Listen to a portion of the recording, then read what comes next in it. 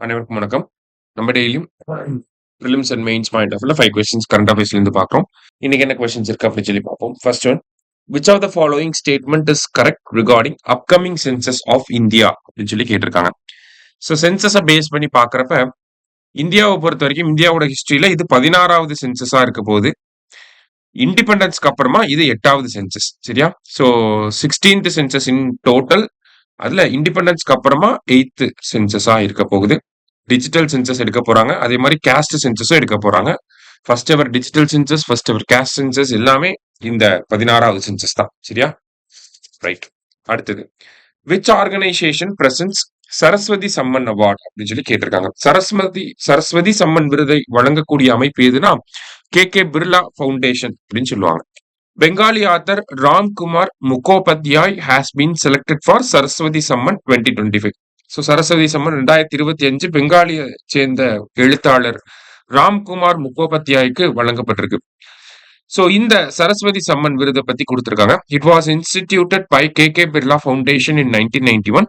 Is an annual award given to outstanding literary work written in any Indian language by an Indian citizen and published during the last 10 years அப்படின்னு சொல்லி கொடுத்துருங்க. அதாவது K Birla foundation தான் 1991 வந்து இத வழங்கிக்கிட்டு இருக்காங்க.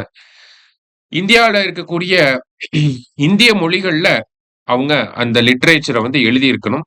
எழுதி அது இந்தியன் சிட்டிசன் எழுதி இருக்கணும். ஓகேங்களா? இந்தியன் சிட்டிசன் இந்தியாவில் இருக்கக்கூடிய ஏதாவது ஒரு மொழியில அதை எழுதி இருக்கணும். பப்ளிஷ் பண்ணி 10 வருஷம் ஆயிருக்க கூடாது. 10 வருஷத்துக்குள்ள லாஸ்ட் 10 இயர்ஸ்ல பப்ளிஷ் பண்ணிருக்கணும். அதுதான் வந்து கிரைட்டீரியா. ஸோ அவங்களுக்கு வந்து 15 லட்சம் ரூபாய், அப்புறம் ஒரு சைட்டேஷன் பிளேக் எல்லாமே வந்து கொடுக்குறாங்க. ஸோ ஆல் ஆர் கரெக்ட் அப்படிங்கிறதா கரெக்ட் ஆன்சர். அடுத்தது, Jayanthi Kumaresh has been chosen for Sangita Kalanidhi award 2026. So Sangeetha Kalanidhi விருது யாருக்கு வழங்கப்பட்டிருக்கு அப்படின்னா ஜெயந்தி குமரேஷ் அவர்களுக்கு வழங்கப்பட்டிருக்கு.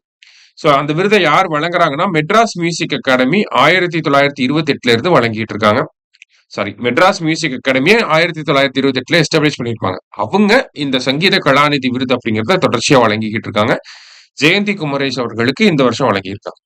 லாஸ்டா, which of the following countries is not a member of BRICS? BRICS அமைப்புல உறுப்பினர் அல்லாத நாடு எது? பிரிக்ஸ் அப்படின்னாலே Brazil, Russia, India, China, south ஆப்பிரிக்கான்னு வரணும். இங்க சவுத் கொரியான்னு கொடுத்துருக்காங்க. அதனால இதான் ஆன்சர். இதான் தப்பு, இதான் ஆன்சர். நாட்டுன்னு கேட்டிருக்கனால. வேற யாரெல்லாம் இருக்காங்கன்னா ஈரான் இருக்காங்க, இந்தோனேஷியா இருக்காங்க, ஈஜிப்த் இருக்காங்க, எத்தியோப்பியா இருக்காங்க, யுஏஇ இருக்காங்க. ஓகேவா? இன்னும் சவுதி அரேபியா இன்னும் ஜாயின் பண்ணல. ஸோ இன்னைக்கு 5 கொஸ்டின்ஸ் வந்து பார்த்துருக்கோம். தேங்க்யூ.